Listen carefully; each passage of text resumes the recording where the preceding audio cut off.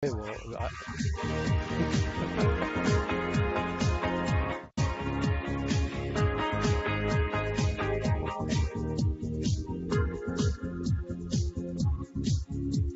Welcome to LOA Today. Walt Thiessen, Alex King, and Tom Wells here. Today is Friday, March the 22nd, 2019. It's 8 a.m. in New York, 5 a.m. in Los Angeles, 12 noon in London, Sydney, Australia, 11 p.m. Wherever you are in the world, thank you for joining us for another episode of LOA Today, your daily dose of happy.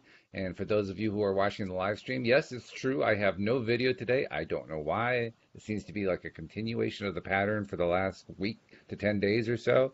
So we're just going with it. You can see Alex's beautiful face. You can see Tom's happy face. This is a day where you see Tom and Alex. That's all there is to it. You just don't see me. I'm the guy behind the curtain today. I'm the one pulling the great and the, powerful Oz has spoken. the So Wizard of Odd. yeah, right. The Wizard of Oz. I like that. That's good. That kind of summarizes me. So I don't even have to ask how you're doing, Tom, because you were joking and singing and just expressing yourself like crazy before the podcast. So I can guess. I think I can kind of assume you're in a good mood today. Am I right in my reading of that? Yeah, yeah. I don't, yeah, okay. I'm in a good mood. I had to talk him into it. I mean, I had to talk him into it, Alex. Do you believe this? Yeah, I'm the last one to accept that everything's okay, I guess. But I do, I often, I used to believe it a lot more than I do now, put it that way. Okay. And I almost don't even dare to ask Alex after that, but have you had any sleep, Alex? I mean, you're the sleepless wonder, and I keep hoping you're going to get sleep, but have you had any sleep? I got an hour last night or See, this morning. this is what I call celebrating. Most people who got an hour worth of sleep would be saying, "Oh, I only got an hour worth of sleep." Alex is saying, "Yeah, I got an hour worth of sleep." It's all in the perspective, folks. Oh my Y'all, you goodness. gotta choose your battles, man. Yeah, And, really. and What's worth fighting? well, you do a good job of choosing them, I have to say. Yeah, I've been raised well. Yes. Well, more than that, it's not just upbringing. Being able to handle lack of sleep like you do is Yeah. just remarkable. And you had to learn that. That was you doing it. That wasn't your family. That wasn't your upbringing. That wasn't your DNA. That was you. Well, I don't know because my dad is a bus driver, like a long distance bus driver. So he would stay up for hours at a time. Like he would do like a 16-hour trip. Like he could drive from Massachusetts to Florida to Orlando in one trip with no sleep. So it might be genetic. All right. Well, then I'll amend my statement. And apparently, among other things, your father was crazy, but Right? to drive that Or he did uppers. A lot of truck drivers do a few uppers, like No, he didn't do uppers. caffeine Nope. related. No? Nope. As far as Mm-mm. you know, yeah. That is Well, that's crazy. cool. Yeah. Got Well, it in your hey, DNA. whatever. As long as you get there safely, I guess that's the main thing. But Yep. wow. Yep. Okay. Well, I have to tell you honestly, I don't really have a particular topic in mind. I mean, we could be doing more work on our fiction podcast on the first episode. Although, quite honestly, I feel like I'm at the stage now where I just need to just do some writing. I mean, I don't know about you, Alex, but I Mhm. just feel like we've done a lot of the prep work for episode one. So I'm thinking maybe we just turn into an old-fashioned LOA show, just plain LOA where we talk about LOA stuff. Sounds What like do a you think? plan. All All right, right. well, let's do that then. And if you're listening to the live stream, feel free to chime in with questions and comments and so forth. We'll be glad to incorporate them into what we're talking about here. And while we're actually, I'm trying to tune in now to see exactly whether we have any comments or questions or anything like that. But while I'm doing that, why don't we just do our usual thing of, coming up with topics of our own. We'll just kind of do like a round robin, and we'll each come up with a topic. And if we get a question from the audience, then we'll include that as well. Sound good? Sure. Sounds like a plan. All right, then let's do that. Sounds like a plan. It is a Black. plan. Oh, it is a plan. There you go. So, all right, I'll lead off first. I'll come up with the first topic to discuss, and that topic is feeling good. Hmm. It's something that actually I've been addressing with co-hosts Joel and Steve the last two episodes. But the reason for bringing it up was I've been doing a lot of work on myself. I've been spending a lot of time, building up my self-love, my emotional connection, and so forth. And particularly the last 2 days when I got out for my walks and during the podcast and so forth, I've been really doing a good job of staying into that good feeling place. The one thing that has been a little bit missing for me is it's a good feeling place. It's just not a really strong feeling place. It's like, oh, well, this is just nice and comfortable. Not that there's anything bad about it. It's just it's not a strong, powerful feeling. And it occurs to me, I may be wrong about this. I'm kind of curious to see what your take is on this from both of you.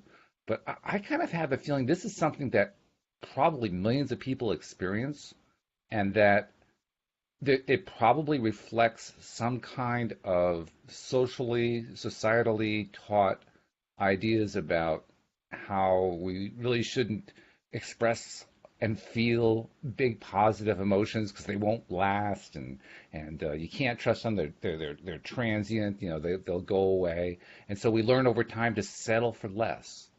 It's good. It feels good, but we just kind of settle for less. That's my current theory, and I wondered what you thought about that. So, Alex, I'm going to go to you. Does that resonate? Does that not make sense? What do you think?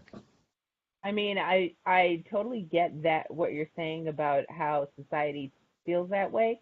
I don't like to follow that mantra because I feel like you should be allowed to be happy all the time, and extra bursts of it throughout the day is good for me. So like I like to, if I'm bored or whatever, I like to throw on my headphones and listen to whatever not podcast, whatever playlist that I want to listen to for the day, and I dance all around the house, and that's my exercise for the day. Or I just recently started watching Ellen every day, and that definitely raises your spirits. And just doing what you love. Like, if you like going out for walks, go out for a walk. If you like watching certain TV shows, watch certain TV shows. But no, I don't sign up for that. You can't be too happy or something will go wrong thing. I don't like it.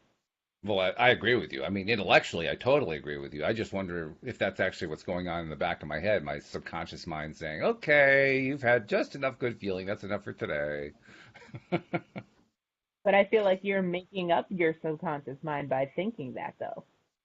Well, I'm sure that's true. Yeah. I'm just trying to explain why it is that I end up feeling good, but I don't feel really good. It's like, Yeah. this feels good. This is good. I'm enjoying it, but it's not a real strong feeling inside. It's not bad. Not at all bad. It's all good. It's just not real strong. Because That's what I'm trying to understand. you're waiting for the other shoe to drop, and that's what Yes. we have to stop doing as a society. Yes. That's exactly it. Waiting for the other shoe to drop. Hmm? In fact, that was something I talked about with Steve yesterday, or with Joel, actually, I think it was, about how from a very early age, I remember hearing that phrase, like age 7, 8, 9, something like that, hearing the phrase, well, I'm just waiting for the other shoe to drop. And I would give a lot of thought to it, saying, well, geez, what happens when the other shoe drops? It must be Hmm. terrible, whatever it is, because that's the way they're talking about. You can see from the looks on the adult's face, it must be a bad thing. What do you think, Tom? Am I making something out of nothing, or is there something to this? Is this something that a lot of people deal with?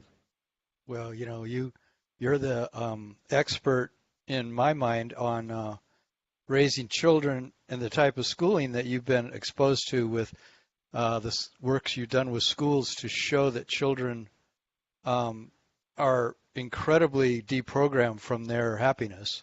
Mm. Every year, every month, Yeah. from the time, that they come into the world, there's some adult there who's concerned about them, and so, or they're simply modeling a restricted way of living life. And so, from the time we're really little, we're watching adults and getting all of our imprinting from adults who are the ones we depend on for love and security. We're getting all this imprinting that's saying, you've got to tone it down, baby. You don't be so happy. Don't be, like little kids that run around the house screaming and yelling and want to do tons of fun stuff every second of the day. that's not okay. It's like you got to like cut it back, and then once, of course, once they go to the traditional schools, not a Waldorf school or something like that, but when they go to the traditional schools, they really have to shut it down. I certainly did, and I remember it. I remember how that is, and it made me think of also these people I did coaching training with, Gay and Katie Hendricks, the Conscious Loving, Conscious Living coaching training, and they said that in all of their 40 years of being psychotherapists and 20,000 estimated appointments that they've done with people around all kinds of psychotherapy issues, it's the single biggest thing that they agreed they were dealing with people was what they call the upper limits problem, which, which is Gay Hendricks wrote an entire book on it called The Big Leap. And it's all about how we all have this built-in limitation from our childhood of how happy we can be. And so, yeah, and so the entire book is based on, and all of their teaching is based on the fact that's the only problem you're dealing with when you're coaching somebody is their upper limit problem. They just don't believe that they can be as happy as they really can be. And well, I feel a little bit better now. I feel like I've actually hit a real issue. That's good. I was beginning to wonder. You live in real issues, Walt. You are a real issue. You can remember that. Exactly. Okay, now I'm getting paranoid. I'm an issue now. This is not a good thing. No, a good issue. It's a good thing. It's a good thing. Oh, it is. What I mean is like you're a unique issue from the inventory of the universe, like, oh, look at this one. So, you've got all kinds of wonderful qualities about you, but how do we take the lid off of that stuff and not constantly tell ourselves we're threatened by something, or that we have to be careful because the other shoe's going to drop? And well, that's a funny. I would love to know the derivation of that story. The other shoe's going to drop. I'm not sure I want to know, to be perfectly honest. Yeah, well, after I was, intimidated by it when I was a kid. Well, it's probably a story of God taking his shoes off or something like that. It's like, man, you heard that first shoe drop. It's probably like came from the sound of thunder or something. That was one shoe dropping, and the next clap of thunder is going to be the other shoe dropping, and you better watch out. It's not on your house, right on your head. Everybody knows that when there's thunder, it's because God is bowling. Everybody. Yeah, I love it. A lot of Native Americans, I understand, were able to listen to thunder and be able to interpret what it was saying. Literally, they had that skill of it would be telling them something. Each thing of thunder would have a message in it. I was thinking, whoa, that's really interesting. Anyway, that's not our topic, but it's interesting. Like, take shelter now, that kind of thing. Hmm? You mean messages like "take shelter now"? No. I think really significant, beautiful messages about life and what's going on with them and all kinds of things. These are beautiful forces in nature that science has reduced it all down to the whole world just be explained by logic and reason. And I think that was a huge detriment to our experience as humans that we started to limit. It's another sign of all the limitation we've grown up with, because it's coming from a whole past of people thinking they had to control everything rather than have it truly be magical and have it truly unfold in a way that's spontaneous and unique, and you're just sort of watching every second what might happen next that could be beautiful and wonderful. Mm-hmm. Very cool. Jason actually gave us a question to discuss from the live stream audience, so let's bring him in. He says, how do I know, this is a common question, how do I know what I'm manifesting is getting closer? Or even just getting close? Driftwood evidence. Driftwood evidence, talk about that.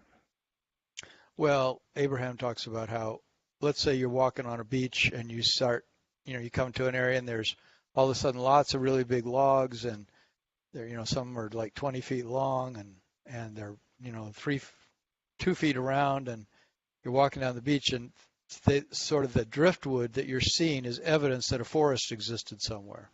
So you start seeing things in your life that are evidence that you're headed in the right direction.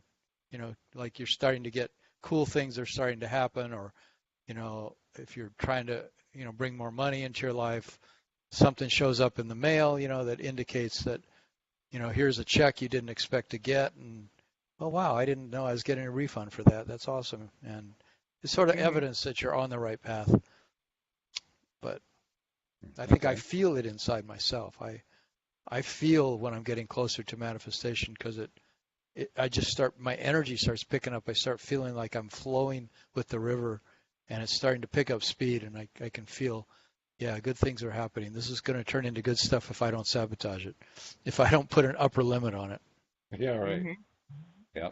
Are you a sign reader, Alyx? I mean, do you find that to be true for you? Yes and no. I feel like signs can help, but it depends on if you believe in it or not. If you believe in signs, then that sign will work for you. But you also shape what the sign means to you.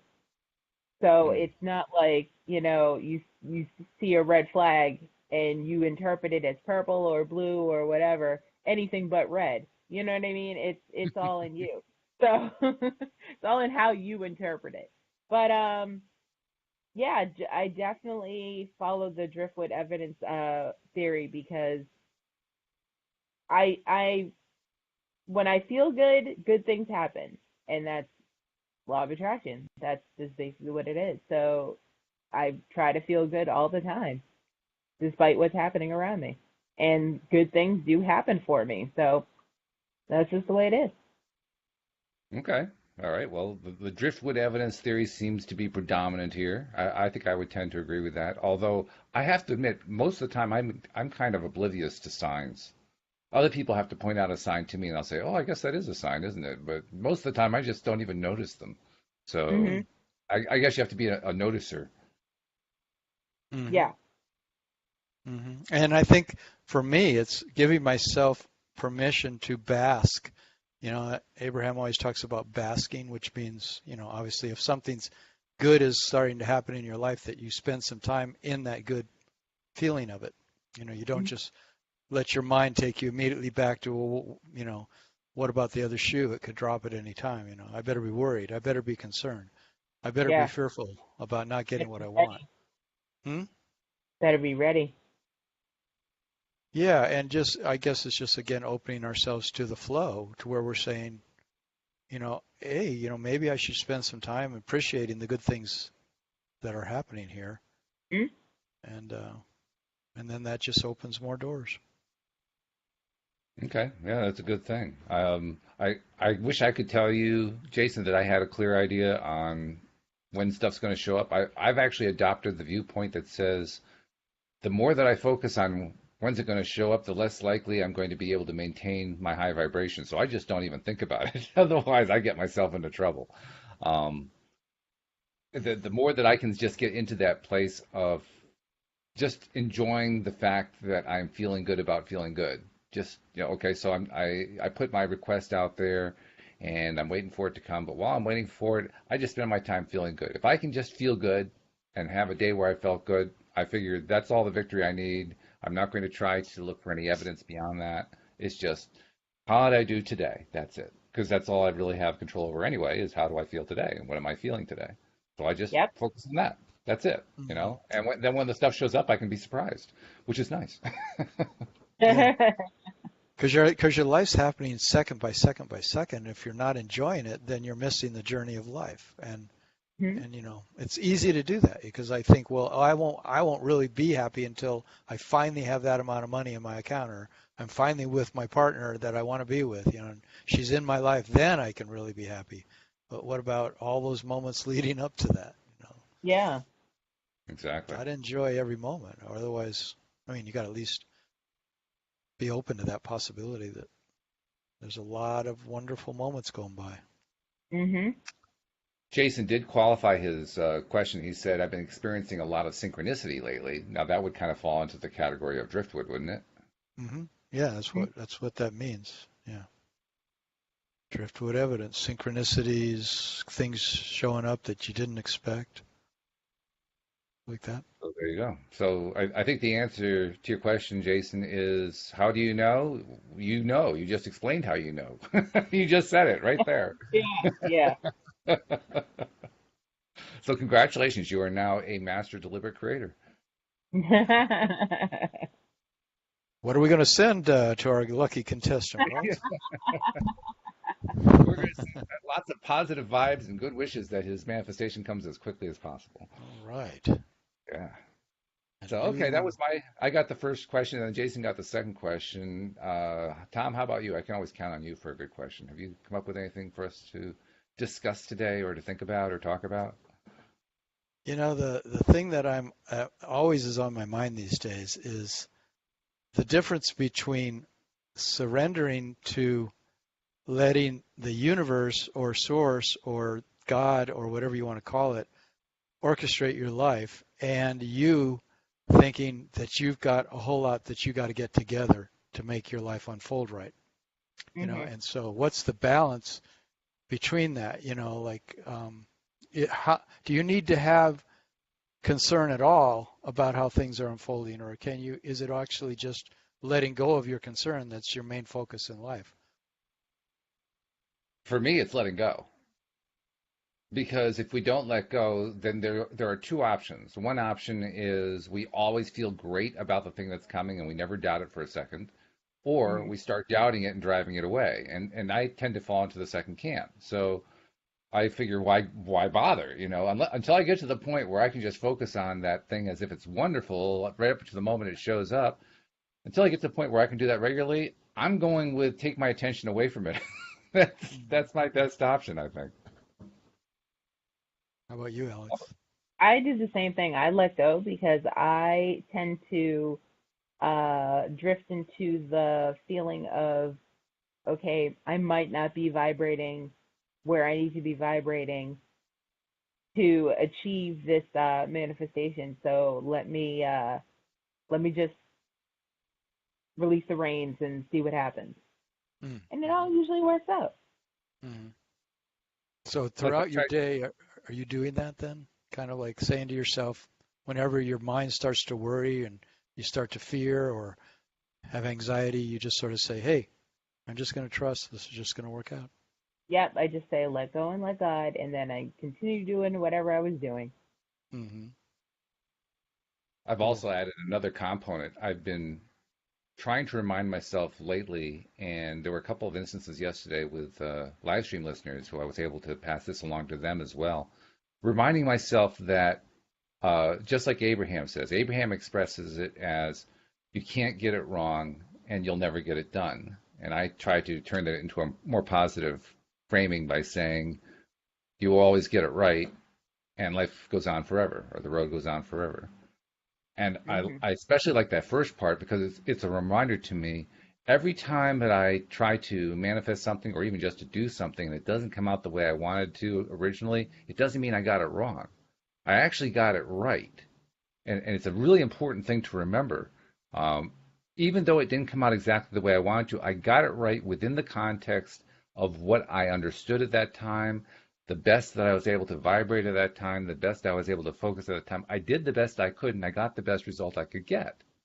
And when I understand it that way, now all of a sudden I'm not beating myself up all the time, which was that's been my pattern throughout most of my life, beat myself up when it doesn't come out the way I wanted it to. Well, now I'm saying to myself, no, I got it right. I got it right to exactly what I was able to do at that particular time. And I'm continuing to grow. I'm continuing to get stronger and better focused and all that kind of thing, so that over time I'm able to hit the mark more often than I miss it. And I kind of got this from the discussions that Cindy Chavez and I have had about Neville Goddard, in which he kind of takes issue with what the church calls sin and compares it to the original definition of sin, which is just missing the mark.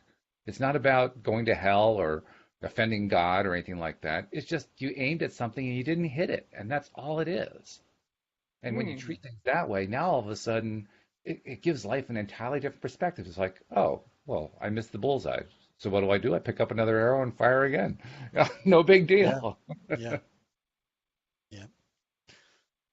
And that word sin in Latin means without, and I long ago realized that when you're without your connection to source and you don't feel that trust in the divine or whatever you want to call it, God or the universe, you don't trust that you're being guided and that things are unfolding the way they need to, then you're in sin because you're without your connection to who you really are. And so that's what all sin means, is not being in that wonderful place that's your birthright, that is who you really are. But it doesn't mean that I'm always feeling good. I feel like it's important to understand that every single thing is okay. Like you were saying, Walt. I mean, no matter what it is that's coming up, I always like to say, you're always in the right place at the right time, doing the right thing. Right. It's like Exactly. that's kind of hard to accept for a lot of people. Like, how can I not be wrong? How can I not have blown it somewhere? How can I not be needing to get to some other place? But where you are, if you can let go to it and just feel into it, and without having to think your way through the whole thing, you're probably going to just be fine, because the next thing's going to just unfold and unfold and unfold as we trust. Mm-hmm. I think that's actually tied to what we talked about earlier, breaking through that ceiling, breaking through that upper limit that we've placed in our minds. I think it's about just letting go of this idea of, oh, I got it wrong. No, we got it right. We're always getting it right, and thereby taking the pressure off of ourselves. So yeah, the amazing, unusual thing is that why is there that strong fear that things aren't going to be okay? And that's what I'm asking myself all day long, every day. In a way, I'm looking at, why do I have any fear? Why do I be so concerned? Because if I had just been trained in my childhood to just have constant faith in life, and that's all I got from my elders, was have faith, have faith, have faith, you're taken care of. I think I ought to be a different person right now, instead well, of, the good news, of course, is that we can always become different people right now. That's the right. beauty of it, right? So all we have to do is just change our focus, and all of a sudden we get different results. So that's the good part. But you're right. I mean, what happens in our childhood can stick with us for years, and I mean that's kind of like what a large portion of our work is, letting go of all that junk that was handed Yeah. to us when we were kids. That's why, like, an appreciation journal is so interesting, because you sit down and you start writing all the things that today I'm really appreciating about my life and about myself and about other people. And it's like, I realized I don't have a habit of doing that. I just I don't have that built into me. And I'm working on that all the time. I'm like, how can I look for just appreciate what's going on here that's good, that's working? So many things are working.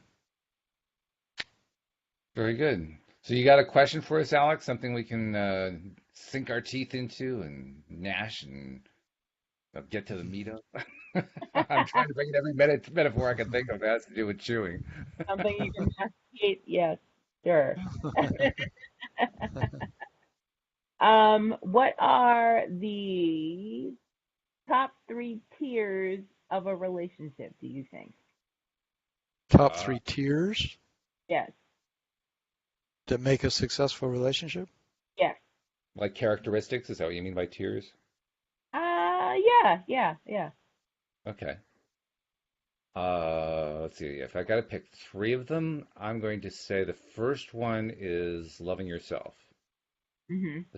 The second one is respecting the person that you're with, and Mhm. kind of tied into that, I think it's also part of the second one is the love coming out of that respect. I mean, to me, it's not about the sexual love.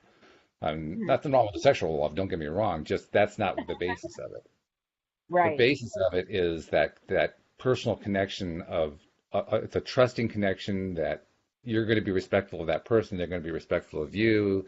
You're both there uh, to help each other get to your highest place, to your best place, to live your best life. That to me is key. So start with the self love. That's number one. Number two is what your relationship is to the other person, how you are interacting with them, and how respectful it is, and how you really want the best for them. I mean, and it works both ways on that. So that's the Yeah. second one. And then I think the third one is recognizing that just because you're with somebody doesn't mean you have to spend all your time with that person. You also Mhm. have a separate life. Right. I think that's probably the third tier right there. Just you have to live your own life. Otherwise you're codependent. Yes. Otherwise, your entire existence is based on what that other person is doing. And that Mhm. just doesn't work either. So, yeah, self-love, how you're respecting and feeling about the other person, and you have your life to live. Mhm. Those are my answers anyway. Good answer. What about you, Tom? What do you think? Well, those are good. I guess I agree with them. The first thing that came to me is appreciation of myself and then appreciation of my partner. Like look for, instead of looking for things that are potentially going to go wrong or that I don't like, really look for the things I appreciate and accentuate those. But definitely the first here is doing the work on myself. Like if I'm not really recognizing that my happiness really has to come from within me, and I really think it comes from within my partner, then without her there, that I won't be enough of something. That's the Yeah. biggest mistake I can possibly make is, Mm. but that's easy to make that one because it's easy to believe that I need somebody to complete me or something, or Right. I need somebody else to confirm that I'm lovable, or to confirm that I'm appreciated, and all that kind of stuff. But yeah, so that's number one is appreciation. I know that one thing that I thought was so cool that Gay and Katie Hendricks again taught in their conscious loving workshop about relationships was make an agreement with your partner that you will never criticize each other no matter what. It's just like an upfront agreement. And so second, anything comes out that's a critical judgment of the other person, that's where the work needs to be done in the relationship. So it's like Mhm. it's like a constant awareness that if I'm criticizing my partner, I'm on the wrong place. There's something here has got to be addressed because Yeah, I'm then not we're sure, into Lisa. blame. I'm not sure we ever actually had a time where we had a conversation like that, but we've Hmm. certainly acted as if we had. Because Yeah, that's good. I mean, we have certainly learned the art of what I call being able to disagree without being disagreeable. Mhm.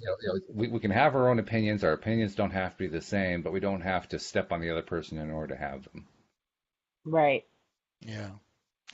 And then the third thing would be what you were saying, the balance between intimacy and autonomy, recognizing when it's appropriate to be into the intimacy with your partner and being able to truly let go to that, and then by the same token, recognize when it's time to be alone and be able to let go to that and go and Yeah. have other friends, have other activities. If you want to go out for a walk in the forest and she doesn't or he doesn't, then go for a walk by yourself. That Mhm. kind of a recognition of your own autonomy, or I need to be alone for the next 3 hours, so just don't come in the room, or recognize what autonomy is for you and be able to have good boundaries. Having those boundaries clear is huge.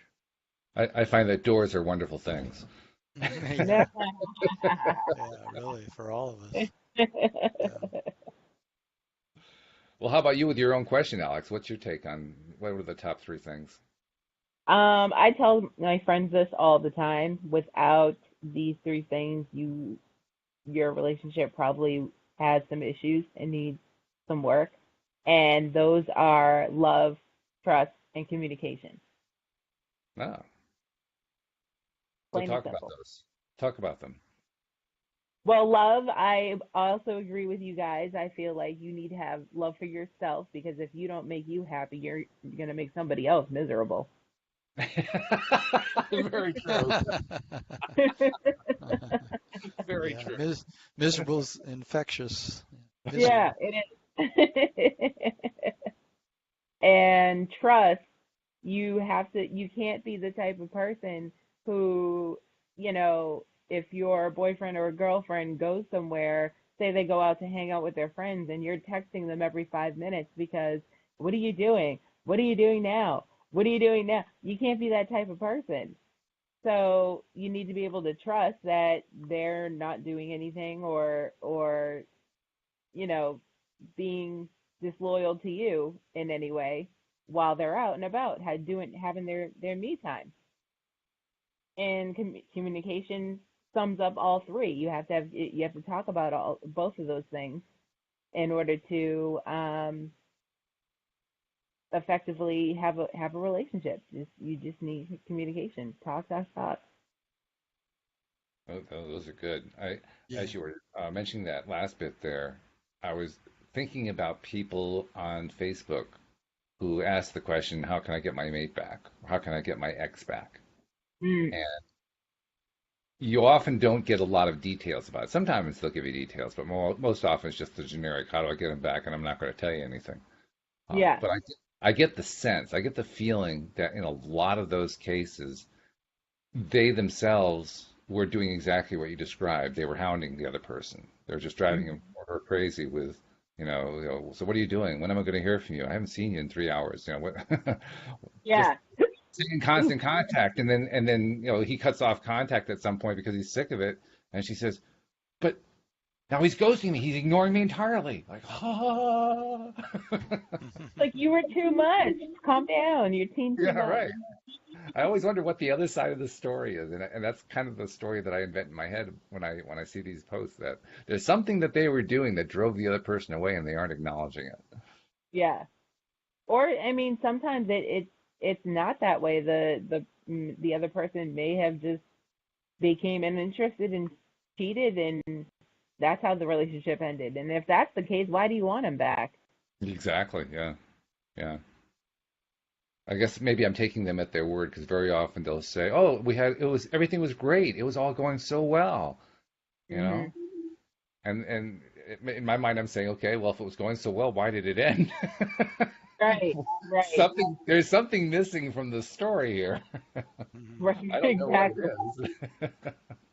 And But that's the problem. They don't know what it is either. That's the problem, and that's why they want their ex back. mm, yeah. There's a principle called microscopic honesty, and I thought that was always such an interesting phrase. And it's like what you were saying, Alex. You've got to be communicating what really is going on with you to your partner. You can't Mhm. you can't like hold things back, even Mhm. even if they seem threatening. You got to find a way to, maybe you find a gentle way to talk about it and a loving way to talk about it, and a way that you're not in blame of the other person, but or you're in shame and all that stuff. But being able to tell the other person what's really going on is really important. Mhm. Yeah. Yeah. Well, that was the third leg of Alex's triad Yeah. there, communication. Mhm. And when you think about it, the word relationship depends upon that. To have a Yeah, relationship is to have two people who relate. To relate is to talk. It's to you're right. express. You know. So, Yeah. yeah, I agree with you. You can't possibly have a relationship if you don't communicate. It's not Right. possible. But real microscopic honesty to me implies that you don't hold back the stuff that seems like it's difficult or that you're embarrassed by or that you Mhm. feel is gonna, if I say this, how is she gonna think about me, if I tell Yeah. her this aspect of me. So how do you broach all these subjects? And of course, it's okay to be diplomatic too, but Hmm. but Mhm. but not lying, not trying to not let the other person know something that you're just holding inside, because that affects the relationship in every way when you're holding something in. You It know. does. Yeah. What's interesting to me is interesting is perhaps the wrong word. A little bit horrifying to me is how there are still a number of societies around the world that punish that activity. They don't do it deliberately, but they end up punishing people who reveal what it is that's bothering them, yeah, or what reveal what has happened to them, what they've experienced. Mhm. The thing I'm thinking about right now is Nasha, of course, is one of our regular listeners, and she was asking Steve Rowell and I some questions about how to deal with her family issues during yesterday afternoon's podcast. And after that podcast, Steve and I were talking, and I did some more research, kind of to confirm what I already knew about what life is like for women in Pakistan. And I found one article that really just summarized it beautifully, I thought. But they were talking about they were telling the stories of like 4 or 5 different women who live in Pakistan, and one of them was an 18-year-old who told the story of how she met the love of her life, this beautiful young man, and they were planning to get married, and all this stuff was going on. And then she got attacked and raped, and he would have nothing to do with her after that because she was used. And I'm Yeah. thinking, now Yeah. that's a really extreme example, but it is an Mhm. example of, she if she had found somebody to keep that inside and not let it out, maybe she would have been able to keep her man. But because she let it out, she got punished for it. Mhm. Yeah. She got punished twice. She got horribly abused in a way she never should have been abused in the first place, and then she paid the price for it with the guy who supposedly loved her. I was like, Mhm. whoa. I mean, talk about a Yeah. double whammy. I've had that happen where I've told a woman some, very private things about my vulnerability, and then she's used it against me. And I've had to literally say to her, like, I didn't tell you that so you could beat me up with it. I didn't tell Yeah. you that so you could point out that I'm screwed up. I was looking for, what's the word? Compassion and understanding, and Right. instead of, oh, you're screwed up, man. It's like, well, I no. think that's all we're looking for is compassion and understanding. But I mean, especially I can vouch for mental health for amongst women and men in the Black community is definitely frowned upon to get help. Mm, Really, So yeah, it's like that's just not something we deal with. you're If supposed to be you're strong. yeah, you're supposed to be strong. You're supposed to just deal with things on your own. You're not the Black people in therapy. They barely go to the doctors, which is why they die so early. mm, mm, So therapy is just not a thing. And Uh, then having the type of insurance that we have, it's even harder to get mm, help. So people just end up in bad situations, and it's horrible. It's horrible the way mm, the state of mind of people. I mean, I think it's getting better. More people are talking about it nowadays, mm, especially Black women. They're coming forward with their postpartum and their bipolar and their depression, and they're like, listen, I'm not okay. I'm not just an angry Black woman. I'm not okay, and I need help. mm. mm-hmm. That's good. That is good. I I'm wonder glad. where that came from in the Black community. Just think it came from their history of having to survive in the slave situation. You think that they just had to be strong? Yeah, probably. Mm. Yeah, because they were up against just such extreme odds that you either survive or you don't. I don't know. Yeah, Mm. yeah. Wow, trauma. Mhm. Wow. It Yeah. really reinforces how important it is then to not only talk about these things like we do here on the podcast, but also work on them on ourselves. Because, I mean, here we've just come up with 2 or 3 really very powerful examples of the ways that our societies have basically set us up to fail, set us up to not allow ourselves to achieve our greatest potential of who we are. So the more that we can be talking about that and working on it and encouraging each other, the better. So thank you for sharing what you guys said, and I'm glad I shared what I said because it reinforces for me what we're doing here on the podcast is really important. Mhm. Yeah. Right on. So let's see. Let's do one more round of questions. We may have time for one more round, possibly, depending on how quick our answers are. So, so I think it's my turn. Yeah. Let's see. What am I going to ask about? Okay. Well, I'm going to keep it really, really simple. To the degree that you're willing to share what you're trying to manifest, and if you don't want to share that, that's okay. But to whatever degree you're willing to share that, what can you tell us about what you're working on right now that's really exciting to you? Hmm. I don't know. I'm working on so many things at so many different times. I didn't think that I could actually get you guys silent, but I just did it.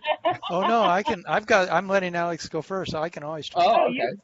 you go first, Tom. I need to marinate on this. Jump right in there. Jump right in.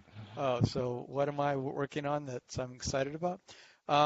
the main thing is I'm moving from Colorado to Oregon to live with some really good friends of mine in one of their many mansions and I'm going to be helping them out with management of one of their mansions, the one on the lake, and and it's just this whole opening to going and being on the road and putting all my stuff in storage and going to live a completely different lifestyle than I've been living for years and years as a freewheeling guy who's not tied to a place and it's exciting to think that it's going to just open all kinds of doors to my own conscious development of who I am, because I just am sort of throwing all caution to the wind and saying I can just go and have a whole lot more fun and do a lot more playful things in my life. And so it's it's just an opening. And then I've been researching all kinds of countries overseas. So during the next year, I'm going to travel. I hope to go to some and check out some of these countries as possible places to live. Very cool. Yeah. As soon as you described moving from Colorado, as soon as you start talking about that, I instantly believed. I just had this like energy wave hit me saying, "Oh yeah, of course that's happening." In fact, oh wait a minute, he's making this up. He hasn't manifested this yet. It sounded like he'd already manifested it. That's how convinced I was of it. Yeah, too. You got that too? Yeah, well, I just spent the last 3 days buying a brand new car. I'm selling my other car. I'm packing everything. I mean, I'm doing everything to go because I don't have a choice. I mean, not that I don't have a choice, but I want to do this. So it just said, okay, here I go. The other thing I would caution you about is if you are going to Oregon, don't say Oregon. They'll think that you're a hick who's uneducated. It's Oregon. Oregon. Okay. Oregon, yes. If you I've say lived Oregon, there twice. Yeah. Hey, going to Oregon. It was one of the main bastions of the KKK back in the day. It was a super KKK state. Well, this very town that I live in, Boulder, was one of the KKK's model cities. They sent people up in the 1800s to give awards to the people that started Boulder because they were so successful in massacring the Native Americans and keeping blacks out, keeping all the ethnic minorities out of here. And you walk the streets of Boulder today, you do not see black people, and you do not see the only Latinos pretty much are the people that are working for all the white people. It's a lot like that. So it's I don't know why I got off on that topic. I'm not sure either, but there's something going on there. Giving us your town history, it was very interesting. Well, we were talking about slavery and how the black community ended up being afraid to ask for help, and people that have survival as they have to learn to survive on their own, pull themselves up by their own bootstraps. Right. They don't ask for help. Nope, they don't. Well, Jason says he's trying to manifest the perfect apartment. That's what he's focusing on. How about you, Alyx? Is there anything that you're focusing on that you're really excited about that you're hoping is coming real soon? I'm trying to manifest mainly just living my best life in general, but a loving, committed relationship. Ah. Yeah. That's a good one. Yeah. That's a really good one. Yeah. I like that. I'm trying to manifest something that you and I are manifesting together. I'm trying to manifest a successful fiction podcast. Yeah. I mean, I want the grass to be green around this side.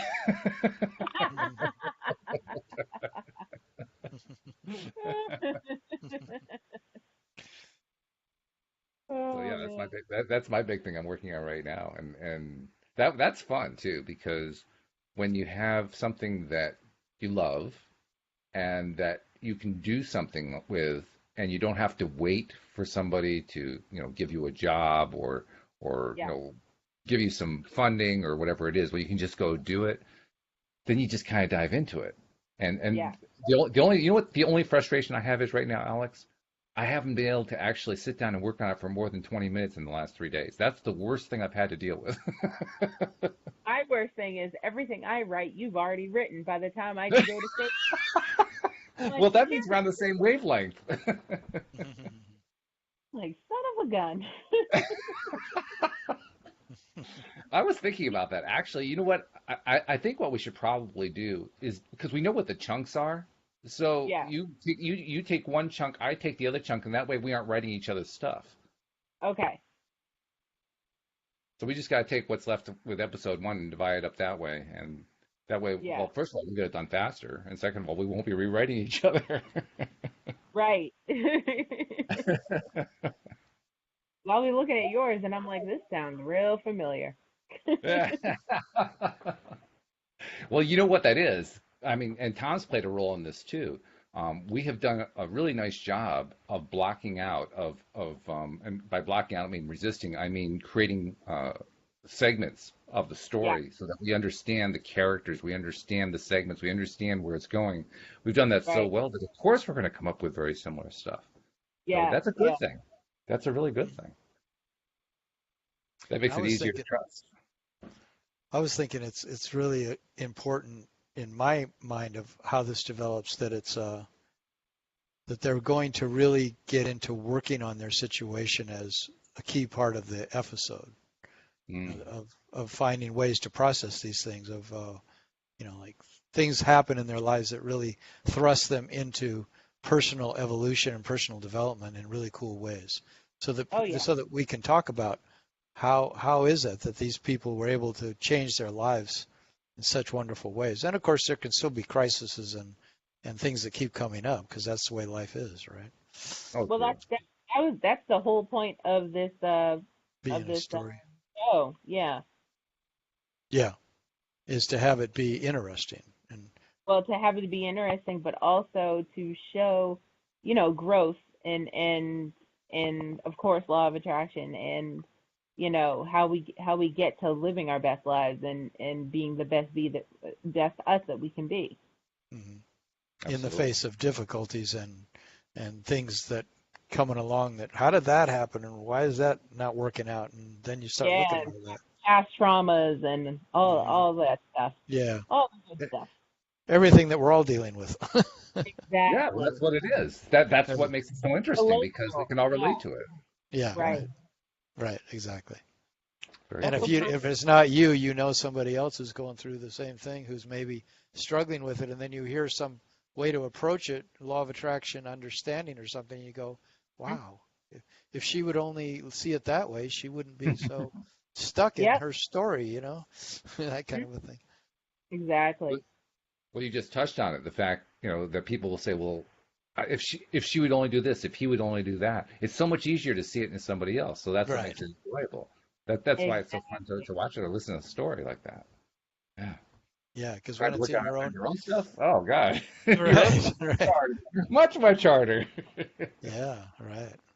It's true. They always say that if you ever want to know what's really going on in your life, ask your three best friends to be honest with you. You know, you'll find they say, "Well, Tom, you definitely are too worried about this." It's like, look at what you do, and I go, "Oh yeah, I do, huh?" Yeah, I ask my best friends that every day. Do you? Yeah, that's You Get really cool. do that? I take a census at least once a week. Yeah, Wow.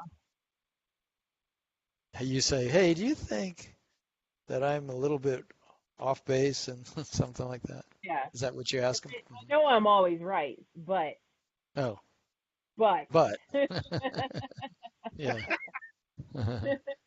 But could there's you some give me some advice? Yeah. there's some things you can't see for yourself, so you need outside help. Yeah. Hmm. You don't have a problem asking for help. I don't know. That's cool. That makes you a And role that's model. that's why you're a life coach. Aw, thanks. That's true. It's true. Yeah, that means you're going to be influencing people that you've never even seen, you've never even heard of, Yeah. Mhm. That's the Mhm. which is goal. cool. Which Yeah, you're already doing on this podcast because you never know who's going to that's listen to this, and they're going to that's hear That you say something and they're going to go, "Wow, that's cool. I can see that." that's why I'm Gonna, never afraid to talk about my story because you never know who you're helping. that's right. that is absolutely true. So Mhm. okay, Tom, we're back for your second question. You got a second question for us? Oh, we're not out of time? Okay. No, believe it or not, we got about 4 or 5 minutes left. About 4 minutes left. Oh, okay. I got another question. I don't Yeah. have one. I would just have to completely pull it out of thin air. Well, give it a shot. Let's see what you get. Well, okay, when you're trying to accomplish a big project and you've got all the, you kind of know what you got to do, what's the best way to make progress with that project? What do you think, Alex? I think outside opinions. Ask people around you who are familiar with that type of project and what's your next step? Where do you need to go next? Hmm. And research. Do a lot of research on what you have to get done. Okay. Yeah, that's basically what I do every day with my co-hosts. I mean, almost all the topics I bring up are topics that I need help with on one form or another, one level or another. So I just ask my co-hosts and make it the Well, Uh, topic of conversation. uh-huh. I thought what you guys were going to say was just start with what the first impulse you get that you feel is coming from your intuition. You know, Ah, so that That's like for example, I've got to declutter everything in my house and garage to get ready to put it all into storage, and I want to get rid of as much as I can because I don't know if I'm ever going to come and live here again. And so I'm thinking, if I go live overseas, I don't want to come back to a storage unit and have to spend 2 weeks at the storage unit getting rid of stuff. So much easier yeah. to get rid of it now. So how do I jump into this project in a way that is really beneficial for me and that feels good and I really get things done? So I feel like each day I got to have it follow the impulses I get. If it says get rid of something, get rid of it, or you know I can the way to answer. clean things up. Yeah, go ahead. Um, they say that when you're decluttering your life and trying to, live that minimalistic life, if it doesn't bring you joy, Mhm. get rid of it. Yeah. If it doesn't bring you joy when you ask, do I like this? Does it bring me joy? Then you just say, move it on. Yeah. And if you haven't used it in a year, get rid of it. That's a big one. Yeah. Not that easy for me to do. But of course, if I say that, it won't be easy. I think there I are. got, I think there are exceptions to that, to be honest. Like for instance, if you have a photo album and you haven't looked at the photo album in a year, you probably don't want to just throw the photo album away. But does it bring you joy? It yeah, but may I've not got, be right now, but my point is just because you haven't looked at it in a year doesn't mean you're never interested in it. Unless you know for sure that it's full of photos that you'll never care about. If you know No, that, just throw it away. these are two separate questions. They don't go together. It's not does it bring you joy and have you use it in a year? Okay. So it's does it bring you joy? Yes, no, maybe so. All right. Throw it away, keep it. And then for something else, have you used it in a year? yeah, well, I've got, say in the garage, I've got two great big toolboxes full of all the tools I accumulated in 40 years of owning homes, and I don't really own a home now. I mean, I rent a condo. So should I, like, how do I deal with all those tools? Because I might own a home again and I'll want them, but have No, to you go out and can't buy them all. think like that. You just You got to you have you have to look at think. each wrench and each screwdriver and go, does this screwdriver bring me joy? Well, it has brought me joy, sort of, maybe, but I sure would like to have it there if I need it. Yeah. Anyway, I think we've gotten into the realm of the silly, and that's probably a good place to stop because we are near the end of the hour here. Before we go, I want to remind people if you're not yet a subscriber, please become one. Very simple to do. Go to the homepage, loatoday.net. It'll show you an icon for your device. Just click it, walk through the steps, and just like that, you're a subscriber. And then don't forget to share the fact that you've been listening to LOA Today and that you've been enjoying it so much because that's how we spread the word. And with that thought in mind, Alyx, you and I have our work cut out for us. We got to get the script of episode 1 done. So let's make that our goal for by next Friday, we're going to have that script done. What do you say? Yes, sir. All right. Yes. We got it set. The goal is set. And Tom, we won't be talking to you until then, so you're going to have to kind of hold our feet to the fire and say, so how'd you do? But in the Yeah. meantime, I hope you have a great week. Yeah. Well, thank you. You too, Walt All right. and Thank you very Alex. much. Thank you also to our listeners. We see you all next time here on LOA Today. Goodbye, everybody.